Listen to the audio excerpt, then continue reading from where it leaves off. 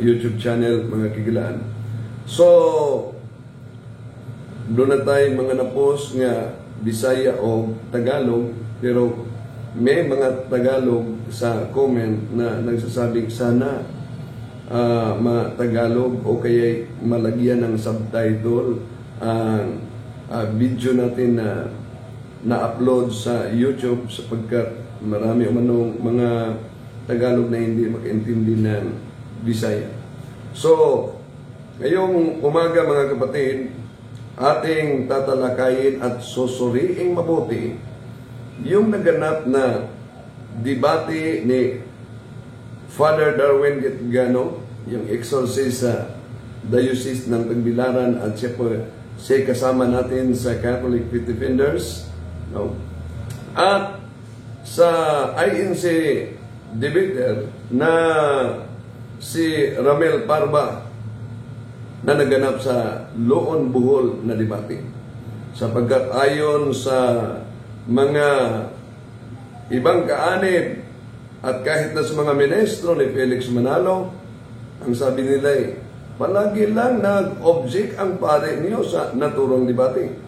Pero meron sa kasunduan na kung meron mang mga violation sa bawat isa, dapat mag-object ang debater, yung moderator ang magdesisyon.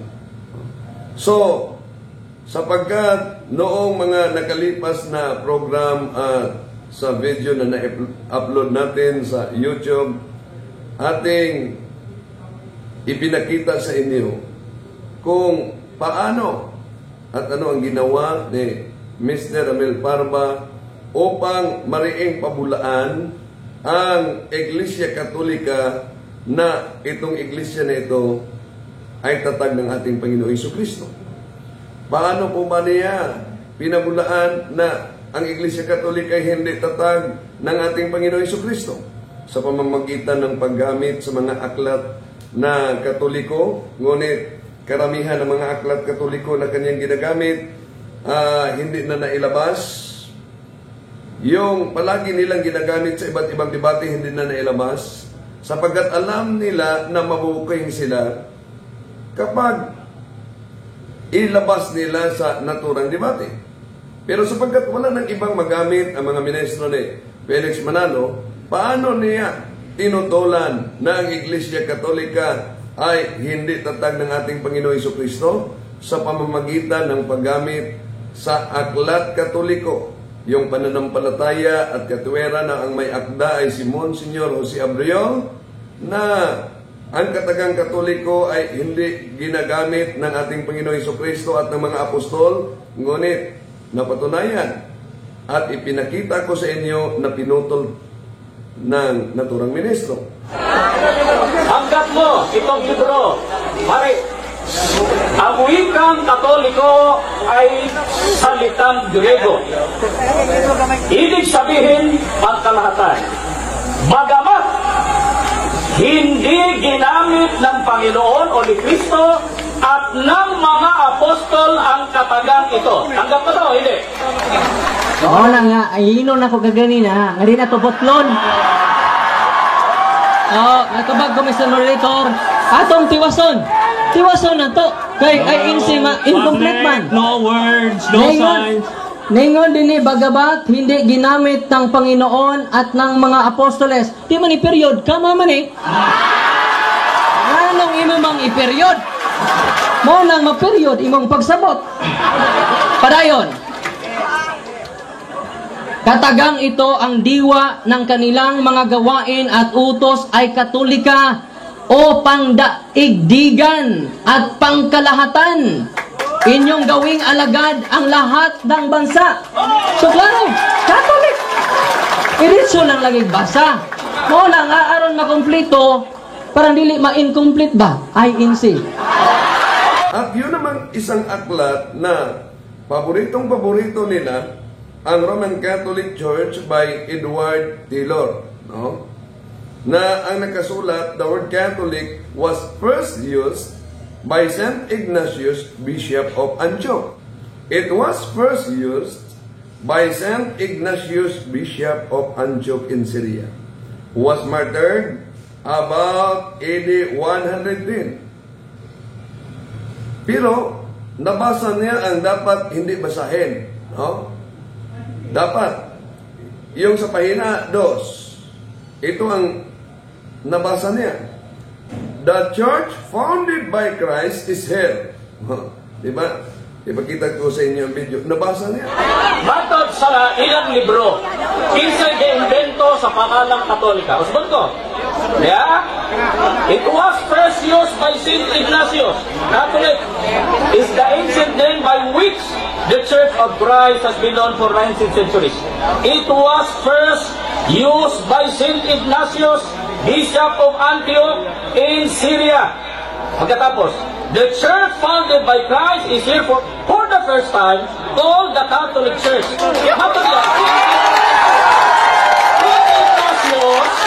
Saint Ignatius invented the name. The church founded by Christ is here for the first time called the Catholic Church.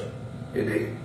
Nang ginamit niya ang naturang aklat, malinaw na ang Iglesia Katolika pala'y itinatag ng ating Panginoong Jesucristo. Ngunit, sa binasa niya, hindi niya magamit upang pabulaan na ang Iglesia Katolika hindi tatag ng ating Panginoong Jesucristo, sapagkat the church founded by Christ is here for the first time called the Catholic Church. Sabi niya, pero nakasulat na it was invented by Saint Ignatius, Bishop of Antioch. Pero kung ating susuriing mabuti ang nakasulat, ano bang inimbento ni San Ignatius? Ang simbahan ba o ang pangalan? Sa unang video na in-upload natin, pinakita natin ang kanilang mga argumento, ang mga aklat na ginagamit ng mga ministro ni Felix Manalo. Ngayon, ating susuriing mabuti yung kanyang pag-negate, no?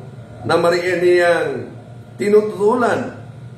Dapat ang tungkulin sa isang negative side kapag tumutol siya sa isang paksa sa debate. Kung pinatunayan ng affirmative side na ang Iglesia Katolika Apostolika Romana ay tatag ng ating Panginoong Jesucristo, sapagkat hindi lang ang Iglesia ni Cristo ang mariing tumututol nito, kahit na yung Iglesiang kinaaniba ni Mr. Eliseo Soriano at iba pa mga Iglesiang tatag lamang at nagsilitawan at narehistro sa Securities and Exchange Commission, no? Na sabi nila, ang Iglesia Katolika hindi maaari na ito'y tatag ng ating Panginoong Jesucristo. Kahit na sa mga comment sa na upload natin ng video, mayroong mga nagko-comment, hindi maaaring ito'y tatag ng ating Panginoong Jesucristo. Kung ang Iglesia ka, isa lang ang tanong, kung ang Iglesia Katolika hindi ito tatag ng ating Panginoong Jesucristo, malinaw, komento nila na tutol sila na Iglesia Katolika ay tatag ng ating Panginoon Jesucristo, malinaw na ito'y tatag lamang ng tao.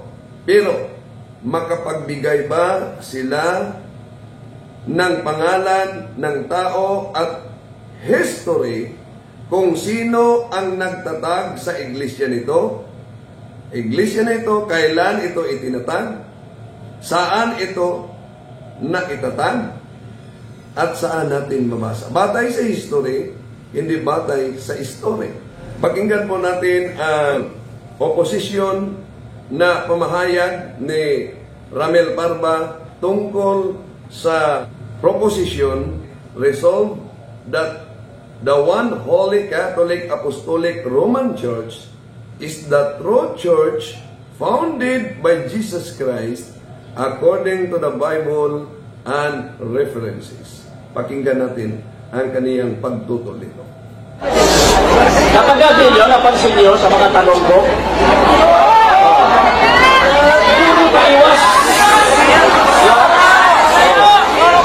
Hindi dapat dapat ni Iglesia Katolika, Iglesia Paiwas. Sabi ni Ramel Barba, napapansin nyo ba sa tanong ko? Baiwas. Hindi ito dapat Iglesia Katolika, Iglesia Baiwas. Kung nakita nyo sa unang upload ng video, na kung susuriin nyo mabuti, bawat tanong ni Barba, supalpal ang resulta. Pati na yung paggamit niya ng mga aklat Katoliko na nalaman INC pala, sabi ni Father Darwin, incomplete. Hanggang pa itong sabi ng pari ninyo, Mateo 16:18, and upon this rock I will build my church. This church cannot be other than the Church of Christ. Hanggang pa ito, hindi. Nawak mo.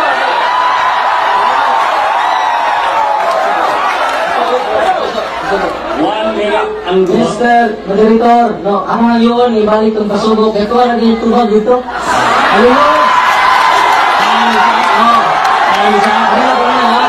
Tubag!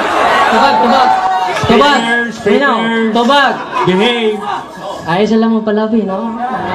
We base our argument based on logic, not on emotion, no? Time is on. Tubag, 1 minute. Sakto ang imong kikutlo o niya atong dugtong sa imong pasugo aron makasabot jugag sakto. Nya every time the Church of Christ has thoroughly become the Catholic Church, although writers and historians treat them as synonymous. Every time nga mukutlo lagi kag libro nga Church of Christ, referado na sa synonymous kay Iglesia Katolika. Naana sa inyong pasugo. Okay, patuloy tayo. Puro Paiwas, pakutaan ako. Saan mababasa? Si Ignacio, alagad sa mga apostol. Ang pasahod, libro Katoliko. Bias! Ang mabangutan na Biblia, niya ang pasahod na Apostles' Creed nila, libro nila. Nagtanong ako, saan mabasa na si San Ignacio ay alagad ng apostol? Sabi niya, anong binabasa? Aklat Katoliko. Baiwas. Hindi yan baiwas. Batay sa mabasa sa ebidensya, palagi niyong ginagamit ang naturang aklat. Anong aklat na yon? Discourses of the Apostles' Creed. Di ba? Anong nakasulat sa ginagamit niyong referensya against sa Iglesia Katolika? Malinaw. Nakasulat sa naturang aklat na si San Ignacio ay disipulo para ni San Juan. Bakit sinabi niya baiwas? Ang tanong niya malinaw, saan mabasa? Hindi naman siya sinabi, saan mabasa sa mga aklat na hindi aklat na Katoliko na si San Ignacio, gagamitin ng history. Pero ang tanong ay malinaw, saan mababasa na si San Ignacio ay disipulo ni San Juan? Ginamit yung kanilang aklat din na paborito, Discourses of the Apostles' Creed. So bakit sinasabi niyang baiwas na nasagot naman ang naturang tanong? Yan sa may tema, patutunayan sa Biblia o mga referensya. May referensya, wala may Biblia. Ano po ba ang nasa kasunduan na pinirmahan ni Mr. Barba? Patunayan, anong gagamitin sa naturang debate? Patunayan sa pamamagitan ng Biblia at mga referensya. Iyon ang kasunduan. So, maaring Biblia, maaring referensya ang gagamitin. Tingnan natin ang mga ministro ni Manalo. Pag sila'y tutol, mariing tutulan nila ang paksa, anong gagamitin nila? Referensya, hindi lang Biblia. Yun pang mga aklat na pinag-aari ng Santa Iglesia Katolika, ngunit pinutol, putol ng mga ministro ni Felix Manalo. Patuloy tayo. Yan sa may tema, patutunayan sa Biblia o mga referensya. May referensya, wala Biblia. Sabi niya, nasa kasunduan. Alam pala niya, patunayan sa pamamagitan ng Biblia at mga referensya. Sabi niya, o inaamin niya, merong referensya, walang Biblia. Baka hindi nakita ni Ramel Parba na gumagamit din si Father ng Biblia. San Mateo 16:18. Et ego di coquiato is Petros et soperam Petram edificabo iglesiam iam et portain pirin non praebilabot adversus iam. So itong iglesia na itinatag ng ating Panginoong Hesukristo, ano ba ang iglesyang ito? Malinaw, kahit sa kanilang Pasugo Magazine, 1966, malinaw. Anong nakasulat sa kanilang Pasugo Magazine? Ang Iglesia Katolika na sa pasimulay, siya ang Iglesia ni Kristo. O kaya, Biblia at referensya. Patuloy tayo. O yan, sa Biblia, punta tayo. Ayan siya, sabi niya, yung Iglesia, ginayon ni Kristo. Kaya, kasi nilang ginayon, gipahinan na lang sa ulahi. Doon na puno sila sa Iglesia gitugod ni Kristo. Yung Iglesia, pinangalanan sa huli. Malapit na umano sila sa Iglesyang tatag ng ating Panginoong Hesukristo. Pero, kung pakinggan niyo at susuriin yung mabuti ang pamahayag ni Ramel Parba bilang pagtutol sa naturang paksa, hindi niyo mapakinggan at hindi niyo marinig sa kaniya na sinasabi niya na ang Iglesia Katolika ay itinatag sa isang tao lamang. Anong interpretasyon na? Nasa aklat ninyo. At nakasulat, it was first used, it was invented by St. Ignatius. Ang pangalan, hindi ang simbahan. Malinaw naman yan. Okay, balikan natin si Parba. Ako ba yung ba? Ano yan? Binasa mo, binalito na lang.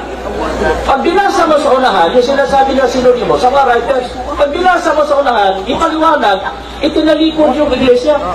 O di naitikas?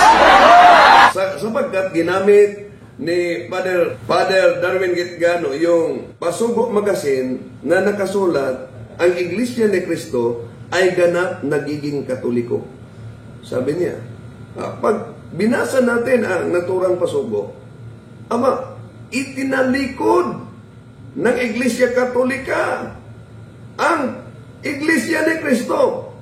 Iyon ang claim niyo na itinalikod ng simbahang Katoliko.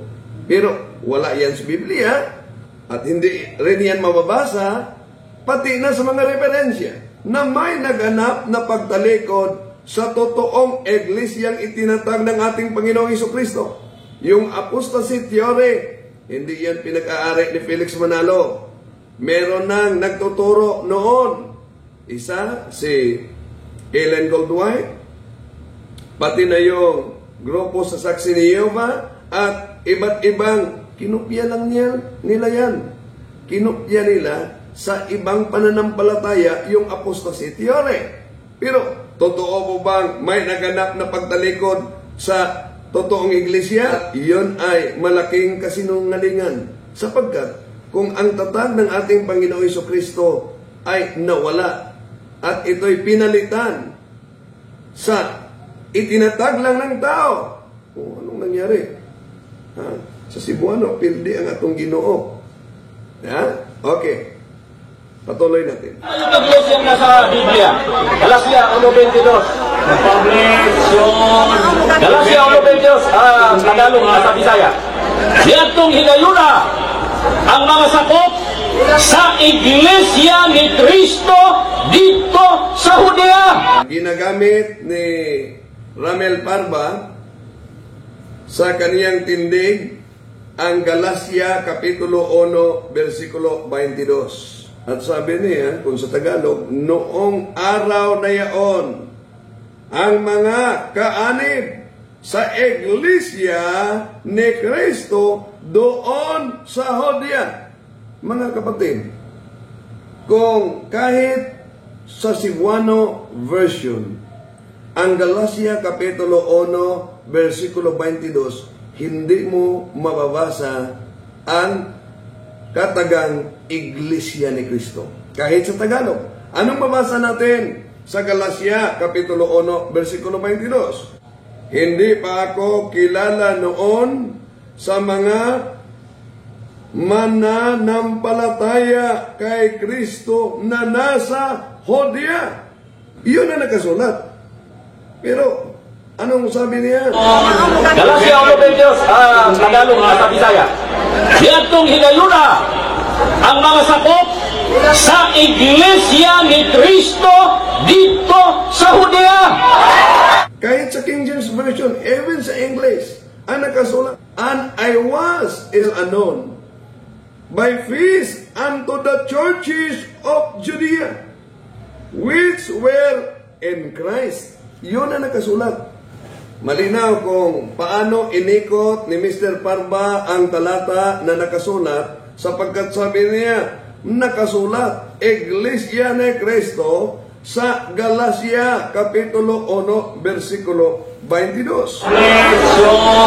Galacia 1:22, Tagalog at Bisaya. Diatong hinayuna ang mga sakop sa Iglesia ni Cristo dito sa Hodya. Okay, tingnan natin. Dito tayo sa Cebuano, mga kapatid. Ni adtong higayuna ang mga sakop sa mga simbahan nga iya ni Kristo dito sa Hodya, wala pagayon nakakita kanako. Muna ang nakasulat. Cebuano, ha? Ito, likan natin.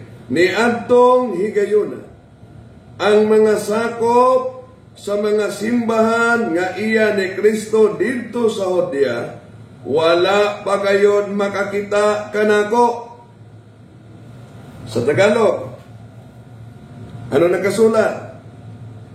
Galacia Kapitulo 1, versikulo 22. Malinaw na nabasa na natin. Wala ang katagang Iglesia ni Cristo. Ngunit nang binasa ni Parba ang Cebuano version, nagiging Iglesia ni Cristo na. Sa Bisaya. Diatong hinayuna ang mga sakop sa Iglesia ni Cristo dito sa Hodya. At Bisaya. Ni adtong higayuna ang mga sakop sa Iglesia ni Cristo sa Hodya. Anong talata ginamit niya? Ang Galacia Kapitulo 1, versikulo 22. Sa Tagalog, noong araw na yaon, ang mga kaanib sa Iglesia ni Cristo doon sa Hodya. Pero iyon ba ang mababasa sa naturang talata? Hindi. Sa Tagalog, malinaw ang mabasa natin. Ang nakasulat, walang Iglesia ni Cristo.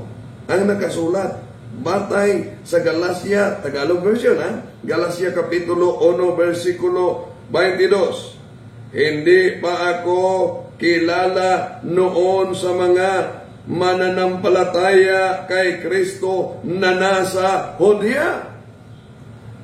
Sa Cebuano version, Bisaya, kung meron bang nakasulat na Iglesia ni Cristo sa Galacia Kapitulo 1, versikulo 22. Okay. Ni adtong higayuna ang mga sakop sa mga simbahan nga iya ni Kristo dito sa Hodya, wala pa gayod makakita kanako.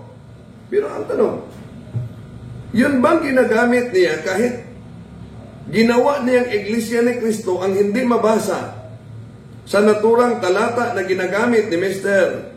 Parba? Yun bang Iglesia ni Cristo na ginagamit niya sa Galacia Kapitulo 1, versikulo 22, tumututol ba yun sa proposisyon o paksa sa naturang debate. Hindi. Kundi, nagpatunay siya ng iba namang paksa. Kaya may naganap na objection. Patuloy natin. Ano pangalan ang iglesia na Saudiya, ng Jerusalem?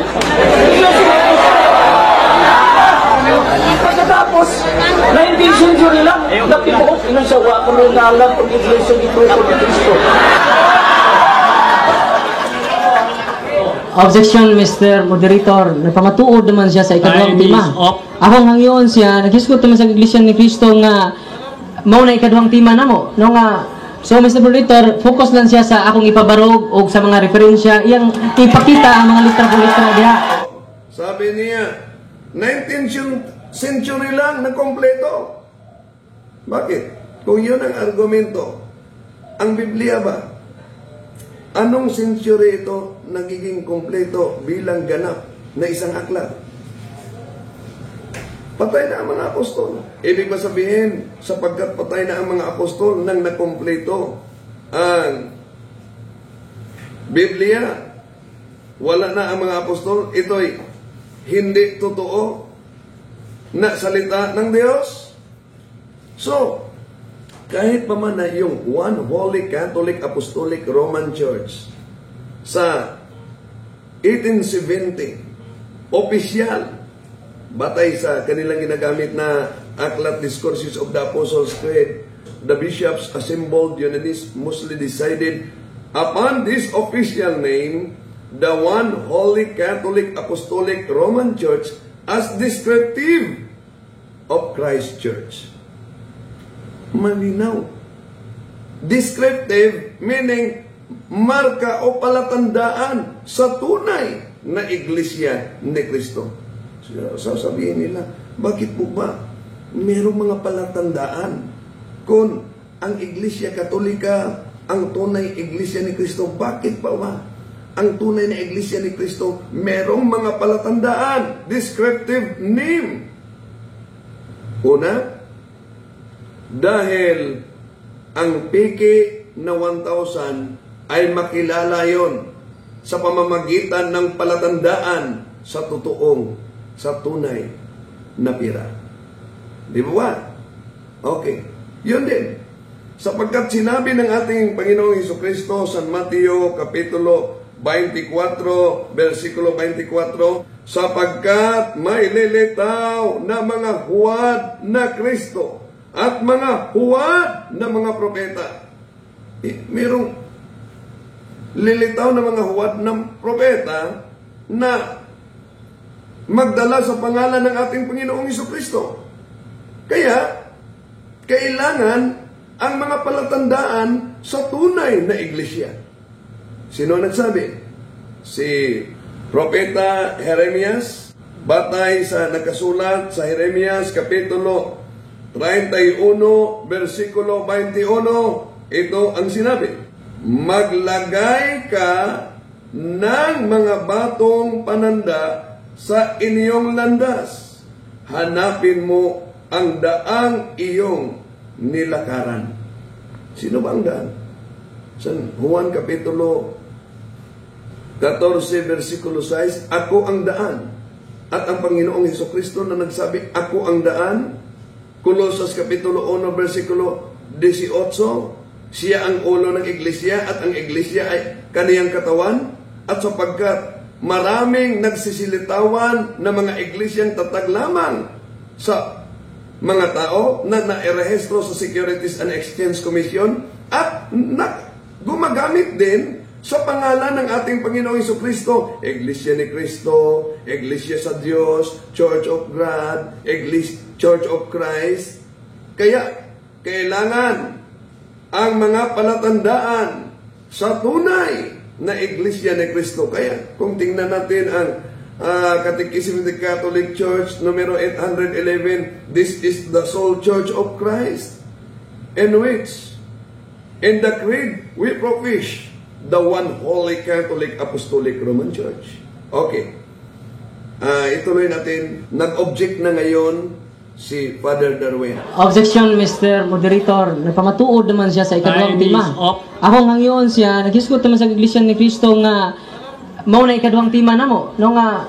So Mr. Moderator, focus lang siya sa akong ipabarog o sa mga referensya, iyang ipakita ang mga litra po litra diha referensya. So nag-object siya sapagkat hindi natin narinig upang tutulan niya ang paksa. Sinabi ni Parba na ang Iglesia Katolika ay hindi tatag ng ating Panginoong Hesukristo. Katunayan nito, ito'y tatag lamang ng tao. Sino ang katatag nito? Saan natin mabasa na ang Iglesia Katolika hindi tatag ng ating Panginoong Hesukristo? Tatag lamang ito ng tao. Kaya, sabi ni Father Darwin, ako ngayon siya naghisgot naman sa Iglesia ni Cristo nga mao na ikaduhang tema namo no nga. So Mr. Moderator, focus lang siya sa akong ipabarog o sa mga referensya, iyang ipakita ang mga litra po litra diha. Nang binanggit ni Father Darwin ang isang referensya niya, si San Pablo na author sa Roma 16:16, no? Na palaging ginagamit nila.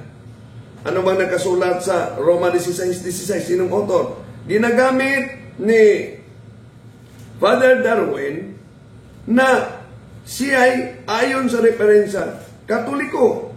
Roma 16:16. Magbatian kayo bilang magkakapatid na nagmamahalan. Binabati kayo ng lahat ng mga Iglesia ni Cristo. Ito'y paborito nila. Pero pag maipit, hindi nila aaminin ito na kami yan. Bakit? Nang tinanong sa unang video na na-upload namin, kung makita niyo, tinanong si Mr. Parba ni Father Darwin Gitgano, ginagamit mo ang Roma Kapitulo 16, versikulo 16, Iglesia ni Cristo. Ang tanong, kayo ba ang Iglesia ni Cristo nakasulat sa Roma 16:16? Sa mga Iglesia ni Cristo na nanood, malakas marinig natin ang tinig, kami! Ngunit sa debator nila na si Romel Parba, aba, hindi direktang sinagot yan. Kay imo mangikutlo ang Roma 16:16. Pangutana, kamo na dili. The remaining time for interpretation is 5 minutes. Usay ka tubag, 1 minute. Sir Parba, please continue. Ang akong ipatinaw, tinaw kayo sa Carlos versus yung ang magbalangay si Kristo, magkatibulag ang pagod Iglesia ni Kristo. Tulong ka grupo, ako nang gislutan kanina sa inyo, ang pangako, tudyo.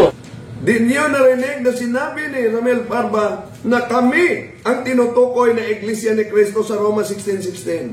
Sapagkat kung aaminin nila na sila ang tinutukoy na Iglesia ni Cristo, aba, patay ang argumento nila. Bakit? Sapagkat ang pananampalataya ng Iglesia ni Cristo may naganap na pagtalikod sa unang Iglesia ni Cristo. At ang Romans 16:16 refers to the first Church of Christ.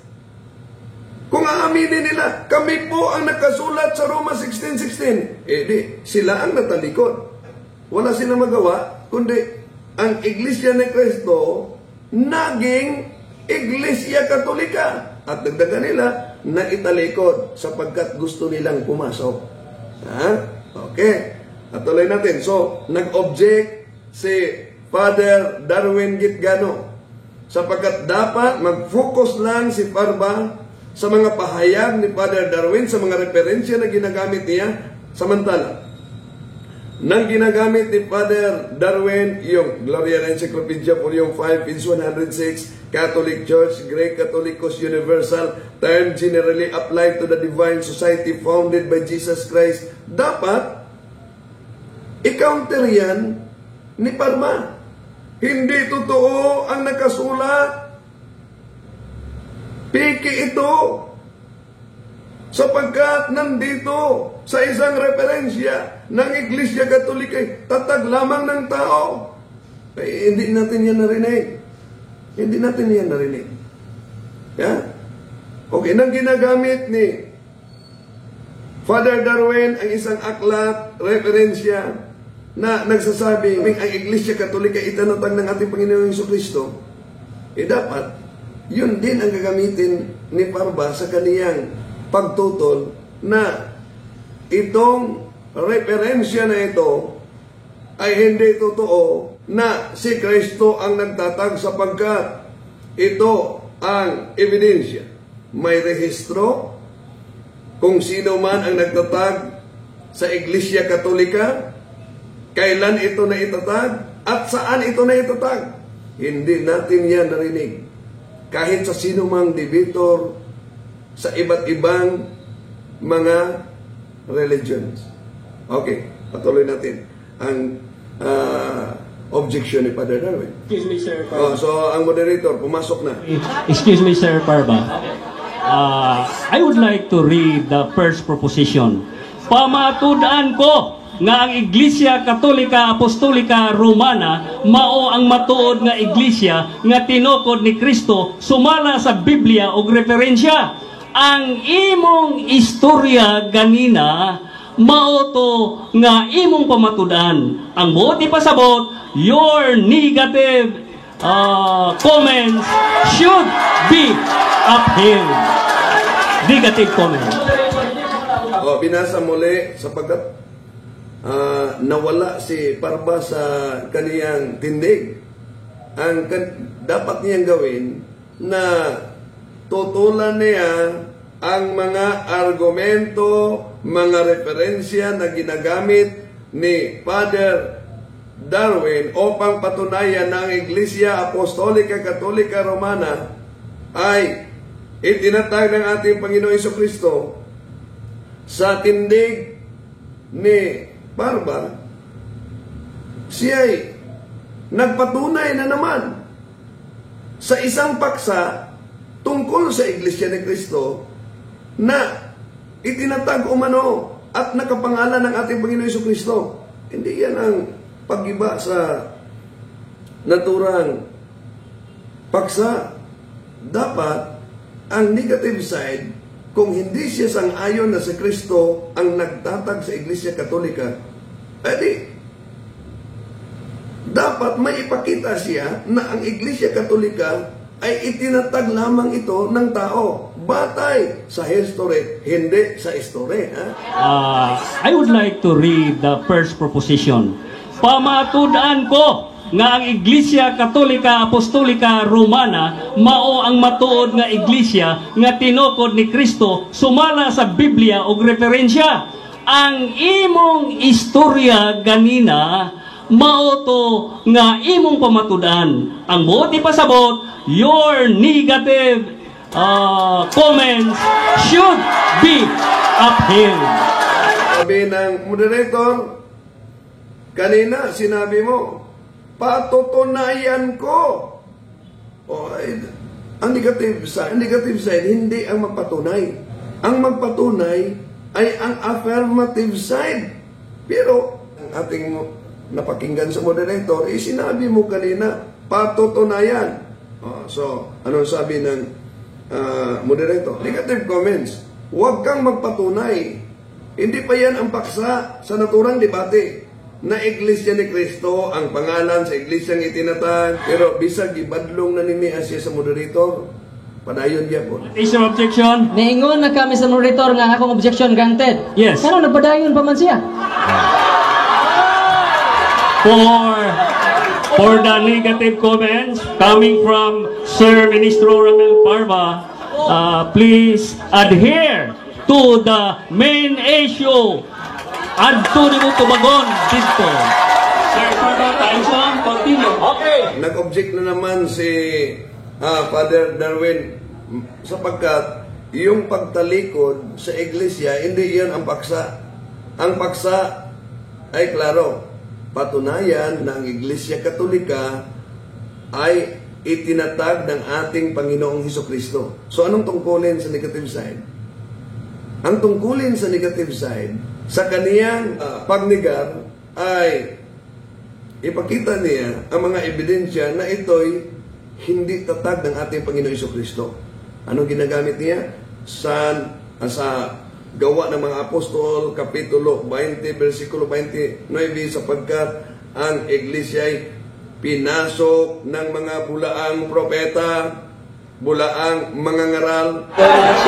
Alia, nahibalo ako sa tapos sa akong paginggan, pagkasudlon kamo sa lubong mabangis, nagili pa sa iluon ang panon, o gikan sa kaugalingon inyong pundok. Manindog ang mga taong magsulting balitan sa pagbulag sa mga tinunan, sunod kanila. Objection, Mr. Time's up. Objection, Mr. Moderator. Time for No? objection. What is your objection? Klaro akong objection. Ni-deny naman ang moderator. Ano, nagpadayon pa man siya ng nisod ng mga lubo. Muritso naman sa ikaduhang tima. I-reserve lang na sa ikaduhang tima. Okay, mao naman na. Ang tima karon, kanong matuod nga iglesia ang simbang Katoliko gitukod ni Kristo. Ipamatuod nga dili tinukod ni Kristo. Okay. Objection granted. Tinamihan niya ng paksa. No? So kaya may objection. There is an objection. What is your objection? Nagpamatuod naman nun sa iglesia ni Kristo. Kinahanglan iyang gubon kay dapat sa unang tima ron. Ang Iglesia Katolika Apostolika Romana tinukod ni Kristo. Wa jud ka kaguba. So Mr. Moderator, pabalikas siya. Kay Objection is granted. Objection is granted. Sir Parva, you are in the negative comment at this point in time. Guba ang Katolika. Ayaw ipamatuod sa ang imuha kaysa sunod na ikaw na ang magmatuod. Okay, yun ang objection ni Father Darwin, mga kapatid, no? Sapagkat parang nawala na si Parva sa kaniyang tindig. No? Nang patunay siya na ang pangalan ay Iglesia ni Cristo, may naganap umano na pagpasok sa mga bulaang tagapangaral sa Iglesia. So at natalikod, yun, kaya nag-object si Father Darwin. Kung bakit si Father Gitgano ang pinaburan ng moderator nang siya ay nag-object sa tindig ni Ramel Parva.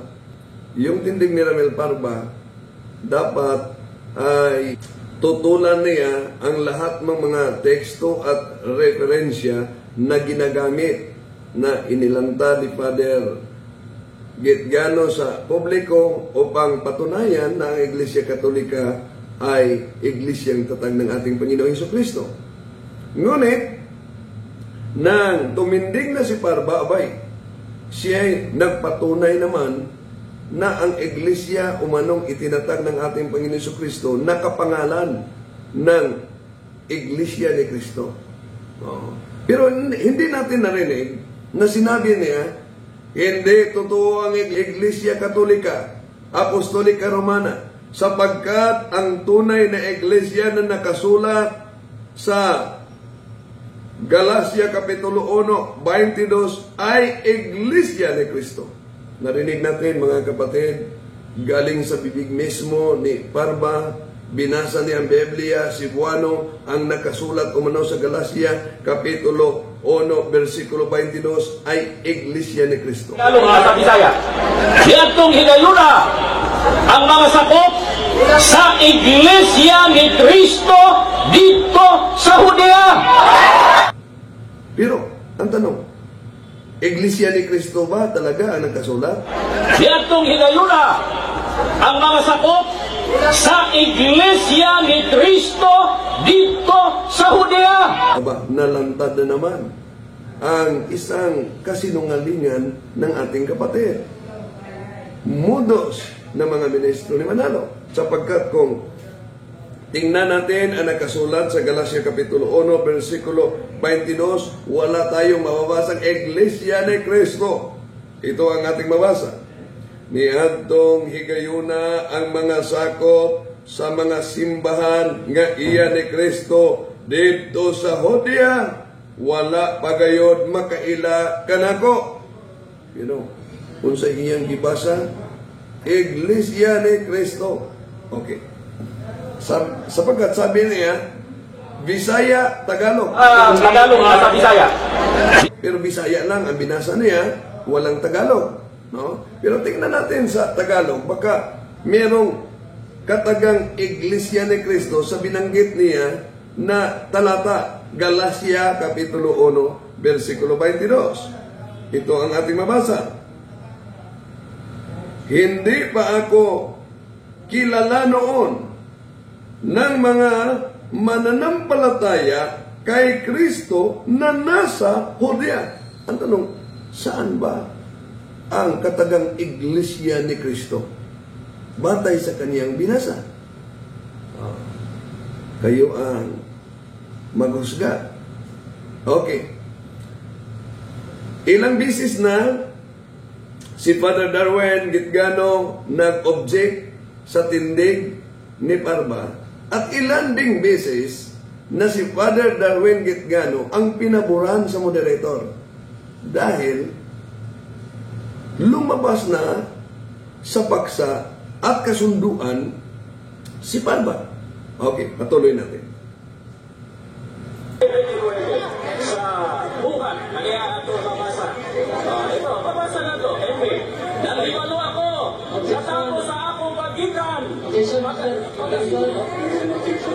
Yan kasi ang paborito nila. Gawa, Kapitulo 20, versikulo 29.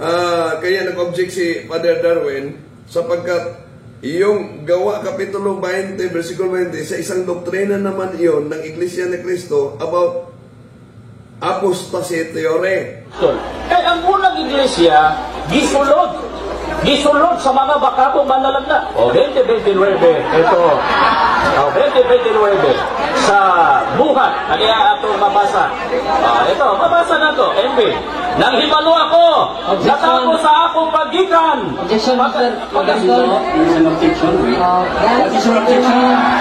Nasa doon, Tima. Wait. Time is up, man. Nasa tong Tima. We give time for the objection. Nasa atong rule, Mr. Moderator, kung ang maglalantugi mo kawas na sa Tima, kinahanglan iyang ipasubay pag-usab sa Tima. Ika nang ilang italikod, muritso naman na sa ikaduhang Tima. So ako hangyoon, daghan man sa libro diha, wa na nagamit. So gamita nga litra po diha nga dili tinukod ni Kristo ang Katoliko.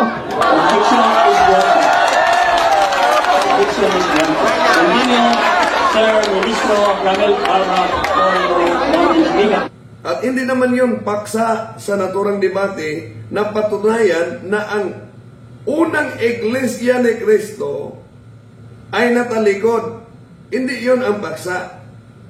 Malinaw ang paksa na pinirmahan din ni Parba, patunayan na ang Santa Iglesia Apostolika Katolika Romana ay iglesyang tatag ng ating Panginoong Hesukristo ayon sa Biblia at mga referensya. Okay. Pero, babasahin muna natin sa Tagalog itong paborito nilang talata na ipalitaw nila may naganap talaga na pagtalikod sa unang Iglesia ni Kristo. Kung ito bang nakasulat sa Gawa Kapitulo 20, versikulo 29, nakasulat ba talaga dito na may naganap na pagtalikod sa unang Iglesia ni Kristo? Tingnan natin. Gawa Kapitulo 20, versikulo 29. Ito ang nakasulat. Alam kong pagkaalis ko'y magsisipasok ang mga mababangis na asong gubat. Ito ang nakasulat sa pag-alis. Wala nakasulat na alam ko nga sa pag-alis namin matalikod ang unang iglesia. Sapagkat ito'y paborito ng mga ministro ni Manalo. Kahit sa panahon pa ng kanilang founder na si Felix Manalo. Okay, ito ang nagkasulat. Alam kong pagkaalis ko'y magsisipasok ang mga mababangis na asong gubat at walang patawad nilang lalapain ang kawan. Hanggang dyan lang. So, kaya pumasok ang mga asong gubat, walang patawad na, lalapain ang mga kawan. Anong interpretasyon na? Natalikod sa pagpasok sa mga mababangis na asong gubat. Natalikod ang totoong iglesia. Hindi naman sinabi na natalikod. Ituloy lang natin pagbasa. Sapagkat ginagamit nila ang Gawa Kapitulo 20, versikulo 29. Anong sabi ni San Pablo sa Gawa Kapitulo 20, versikulo 31? Ituloy lang natin. Kaya't mag-ingat kayo. Oh, mag-ingat pala. Sino? Yung pinasok. Hindi. Sinabi, kaya matalikod kayo. Okay, tuloy natin. Kaya't mag-ingat kayo. Alalahanin ninyong tinuruan ko kayo araw at gabi sa loob ng 3 taon at maraming luha ang pinuhunan ko. 32. At gayoy itinatagubilin ko kayo sa Diyos at sa Kaniyang salitang nagpapahayag ng Kaniyang kagandahang loob. Ito ang nakapagpatibay sa inyo at makakapagtibay sa mga pagpapalang inilaan sa lahat ng Kaniyang ginawang banal. Ano sabi ni San Pablo? Makapagpatibay. Hindi sinabi ni San Pablo, kung ituloy lang natin, makapagpatibay. Kahit pa papasakin ang totoong iglesia sa mga asong gubat. Ngunit ang iglesia mananatiling matibay. Sapagkat ayon ni San Pablo, itagubilin ko kayo sa Diyos. Hindi sinabi niya, matalikod kayo. Oh, pero nag-object si Father nito, no? Sapagkat hindi na ito ang paksa. Nahibalo ako sa tapos sa akong pagdigan, pagkasudlon kamo sa lubong mabangis, nagili pa sa iluon ang panon, o gikan sa kaugalingon inyong pundok. Manindog ang mga taong magsulting balitan sa pagbulag sa mga tinunan, sunod kanila. Objection, Mr. Time's up. Objection, Mr. Moderator. Time for No? objection. What is your objection? Klaro akong objection. Ni-deny naman ang moderator. Ano, nagpadayon pa man siya ng nisod ng mga lubo. Muritso naman sa ikaduhang tima. I-reserve lang na sa ikaduhang tima. Okay, mao naman na. Ang tima karon, kanong matuod nga iglesia ang simbang Katoliko, gitukod ni Kristo. Ipamatuod nga dili tinukod ni Kristo. Okay. Objection granted. Yun talaga ang hinintay ng mga tao. Kahit sa affirmative side, na galing mismo sa bibig ng negative side, na nagsasabing, batay sa mga ebidensya na ito, malinaw ng Iglesia Katoliko'y hindi tatag ng ating Panginoon Jesucristo. Ito'y itinatag lamang ng isang tao na sinong taong yan? Hindi natin yan napakinggan. Ngunit yung ginagamit niya, itinatag ito ni San Ignacio. Anong ginamit niyang aklat na binasa? The name Catholic Church was first used by St. Ignatius. It was invented by St. Ignatius. Aba, hindi rin yan magamit na katibayan ng Iglesia Katoliko. Si San Ignacio ang nagtatag. Ang pangalan, it was first used by St. Ignatius. Pero hindi sinabing siya ang nag-imbento sa simbahan. O kahit ang moderator, alam niya na lumabas na sa paksa si Mr. Parba. I would like to read the first proposition. Pamatudan ko nga ang Iglesia Katolika Apostolika Romana mao ang matuod nga iglesia nga tinukod ni Kristo sumala sa Biblia og referensya. Ang imong istorya ganina mao to nga imong pamatudan. Ang buot ipasabot, your negative comments should be upheld. Negative comments. Kahit ang moderator ay may desisyon na bumalik si Parba sa kanyang tindig na gigibain niya ang mga ebidensya ng pinaboran. ang nag-object. Anong sabi ng moderator? Objection granted. The moderator would like to reiterate the first proposition gipamatud-an dire sa Iglesia Apostolika Romana nga ang ilang simbahan mo'y matuod. Onya gitagaan nato siya 25 minutos. Affirmative views nila nga tinuod ang ilang simbahan Iglesia Katolika Apostolika Romana. Tinuod. Unsa may role sa second group ni Sir Romel Parba? Ang iyang role pagguba, pag-ingon na dili na tinuod, pinaagi sa ebidensya o referensya. Okay? Okay, so klaro na siguro na. So time is on. Huling na ang moderator. Kung lumabas na ang isang debater sa paksa, ay kailangan mag-object sa pamamagitan ng moderator. Sabi ng moderator, please adhere to the main issue. So dapat ito ay nakapaloob sa paksa. Hindi malinaw na lumabas sa paksa si Parba. Matod sa ilang libro, kinsay giimbento sa pangalang Katolika. Usbon ko. Yeah? It was first used by Saint Ignatius. Catholic is the ancient name by which the Church of Christ has been known for 19 centuries. Yan na. Ginamit na niya ang Aklat Katoliko na Roman Catholic by Edward Taylor. Sino ba ang nag-imbento sa pangalan na Katolika? Hindi pa rin yan magiging magamit upang magiba ang naturang paksa na patunayan na ang Iglesia Katolika Apostolika Romana ay tatag ng ating Panginoong Jesucristo. Hindi yan magagiba. Bakit? Sapagkat ang aklat na yon, ang sinabi, it was first used by Saint Ignatius. Yung paborito nila na that Saint Ignatius invented na name.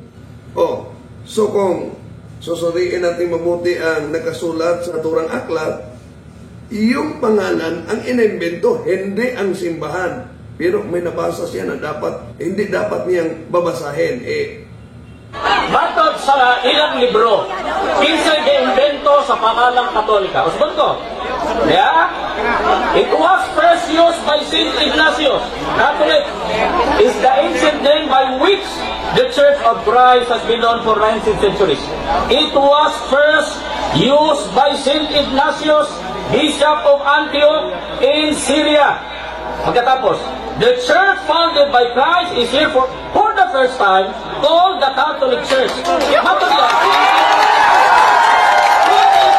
Ito ang nakasulat. It was first used by Saint Ignatius. Unang nagamit nito ay si San Ignacio. Wala problema. Dahil sa Roma 16:16, sinong unang nagamit sa katagang Iglesia ni Cristo? Si San Pablo. Ibig ba sabihin nang ginamit ni San Pablo ang Iglesia ni Cristo, katagang Iglesia ni Cristo sa Roma 16:16, at hindi yan galing sa bibig ng ating Panginoon Jesucristo? Ang naturang Iglesia ay hindi ang Iglesia ang itinatag ng ating Panginoon Jesucristo? Ngunit, alin ang totoong Iglesia ni Cristo ay malinaw. Kung ituloy natin ang Roma 16:23, Caius Hospice Meus et Universa Ecclesia, a universal church para. Nakasulat niyan sa Roma Kapitulo 16, versikulo 23. Okay, pakinggan natin si Parba sapagkat nang ginamit niya, it was first used by Saint Ignatius, Bishop of Antioch, about 110. Dapat sa mga debate nila Ocampo, ang diretsong babasahin ni Ocampo, ito na. It was to stress the unity of the universal church that Saint Ignatius invented the name. Kaya, ang kanilang pagtutol ay hindi kay Kristo ang Iglesia Katolika. sapagkat unang nagamit nito ay si San Ignacio. Siya ang nag-imbento sa naturang pangalan. Pero nabasa ni Barba ang hindi dapat niya basahin. Pagkatapos, the church founded by Christ is here for the first time called the Catholic Church. Mapagyan. Ay, nabasa niya. Ha? Nako. Nabasa. Anong lumabas sa bibig na dapat hindi niya isali sa pagbasa? Sapagkat ang training ng mga ministro ni Felix Manalo, pag gagamitin nila ang aklat na ito sa public debate, dapat ito lang ang kanilang babasahin. It was first used by St. Ignatius, Bishop of Antioch and Syria, who was martyred about AD 110. Then, ituloy nila. It was to stress the unity of the universal church that St. Ignatius invented the name. Yun lang ang kanilang taktika. Upang kanilang ipalitaw na hindi, si Kristo ang nagtatag ng Iglesia Katolika. Ito pala'y unang ginamit ni San Ignacio. At si San Ignacio ang nag-imbento nito. Ngunit nabasa ni Parma ang dapat hindi niya isali sa pagbasa. Anong nabasa niya? Pagkatapos, the church founded by Christ is here for the first time called the Catholic Church. Mapagyan. The church founded by Christ is here. Ang iglesia na itinatag ng ating Panginoong Hesukristo ay nandito ngayon.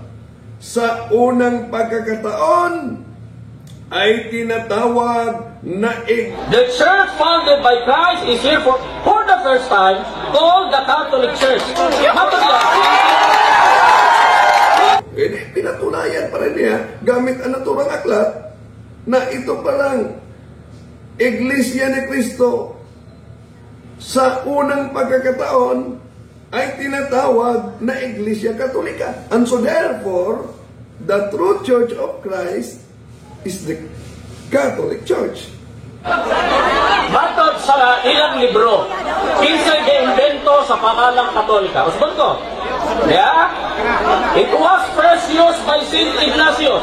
Catholic is the ancient name by which the Church of Christ has been known for 19th centuries. It was first used by St. Ignatius, Bishop of Antioch in Syria.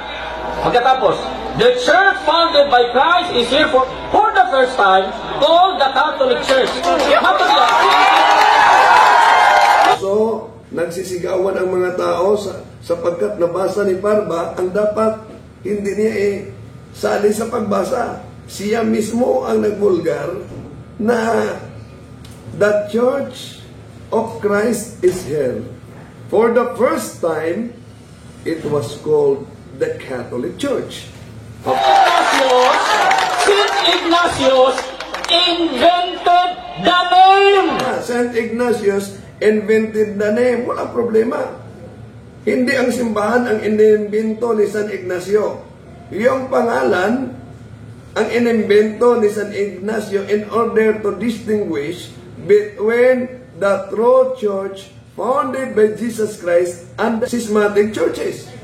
Pero, ibig ba sabihin na ang katagang Iglesia Katolika wala sa Biblia kahit na sa original Bible in which the New Testament was written?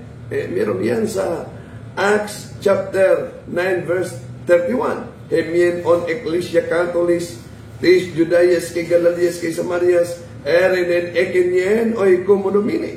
Okay, tuloy natin. Kanay kong pangalang Katoliko, mura legit nga gina simbol. Ang una na 107, Ignacio. Ha? Ilan na kayo? 107. Sabi niya, ito ang kaniyang paraan sa pagtutol. Ang pangalan umano ng Iglesia Katolika ay parang jeep na inasimbol. Pero hindi pa rin niya sinabi ng Iglesia Katolika ay tatak lang ng tao. Wala kayong narinig ng ganyan. Yeah? So, sabi niya, ang pangalang Katoliko, ito'y parang isang inasimbol na jeep. Baka nakalimutan ng mga ministro ni Felix Manalo na ang Biblia bago nagiging akla, ito'y naasimbol sa iba't ibang taon bago naganap na isang aklat na Biblia. Ibig ba sabihin, sapagkat patay na ang mga apostoles nang ito'y tinawag na Biblia at nilagyan ng kapitulo, bersikulo at na-imprenta, ito'y hindi totoo na salita ng Diyos. Ngunit, alin ang nauna? Ang Iglesia o ang Biblia? Natural, ang tunay na Iglesia. Sapagkat ang Biblia ay produkto sa totoong Iglesia. Samantalang ang nagsisilitawan na mga iglesyang tatag lamang ng tao ay produkto sila sa maling interpretasyon sa Biblia. Ayon sa mga ibang kaanib at kahit na sa mga ministro ni Felix Manalo, ang sabi nila ay, palagi lang nag-object ang pare niyo sa naturang debate. Pero meron sa kasunduan na kung meron mang mga violation sa bawat isa, dapat mag-object ang debato at yung moderator ang magdesisyon. The moderator would like to reiterate the first proposition, di pamatud-an dire sa Iglesia Apostolica Romana nga ang ilang simbahan mo'y matuod. Onya, gitagaan na to siya 25 minutos. Affirmative views nila nga tinuod ang ilang simbahan Iglesia Katolika Apostolica Romana. Tinuod! Unsa may rule sa second group ni Sir Ramel Parba, ang iyang rule pagguba, pag-ingon na dili na tinuod, pinaagi sa ebidensya o referensya. Okay? Okay. So, pumasok ang moderator, binasa niya ang paksa. The moderator would like to reiterate, objection is granted. Why? On the ground that the first proposition, ang positive is this one. And under the first proposition, the negative, ang buong di pasabot, gupon sa ni Sir Ramel Parba, ang iyang ipamatuod. So, guba, Sir Ramel. Guba ang iyang ipamatuod because you are in the negative side. Guba ang iyang ipamatuod. So, anong sabi ng moderator? The moderator would like to reiterate, objection is granted. Why? On the ground that the first proposition, ang positive is this one.